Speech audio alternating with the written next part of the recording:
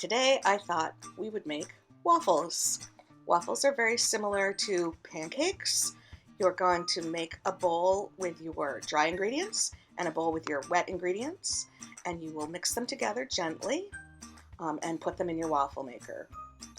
Now, this waffle maker that I have, it's a little old, but it's a Belgian waffle maker. It makes thick waffles. Your waffle maker may make thinner waffles, and that's fine. You'll follow the directions. They're all pretty the same. You have a little light that tells you when it's hot enough. And when it's hot enough, you're going to scoop some batter in and then cook them till they're crisp. Ingredients you'll need are 2½ cups of flour, 1½ tablespoons of baking powder, 1½ tablespoons of sugar, 3/4 teaspoon of salt, 5 eggs, whole eggs, 2¼ cups of milk or buttermilk, and 4 tablespoons to 16 tablespoons of melted butter, depending on how rich and crispy you want your waffles to be. It's your choice. I find the easiest way to melt butter is to put it in a little dish with a loose cover on it and pop it in the microwave for 30 seconds at a time. The lid keeps the butter from going everywhere. If the first 30 seconds is not enough, which as you can see in my microwave it wasn't, then just stick it in for another 30 seconds. Continue until you've got some nice melted butter like this.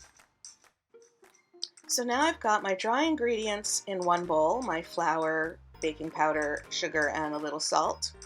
And I have my wet ingredients in another bowl, the 5 eggs, the milk, and I put in 8 tablespoons of butter in mine. Okay, so now we're ready to mix the wet and the dry ingredients together. So pour one into the other, and then you're going to start mixing gently. You can see that I'm mixing from the bottom and folding it over into the top. I don't want to be too rough. Don't go like that and stir it vigorously. You want to do this gently. You don't want to activate the gluten and make tough waffles. You want nice, light, and fluffy waffles. My bowl's a little small. I think I probably should have put the small bowl into the big bowl, so I'll just do that now and finish up stirring. You only want to stir it till it's still a little lumpy, and then you're going to let it rest. So you don't want to break up every single lump. Wait, I think I can get a better view for you. Yeah, see, you can see that it's still got quite a few chunks of flour in it. We're going to let it rest. Okay, so while it's rested, we've heated up our waffle maker.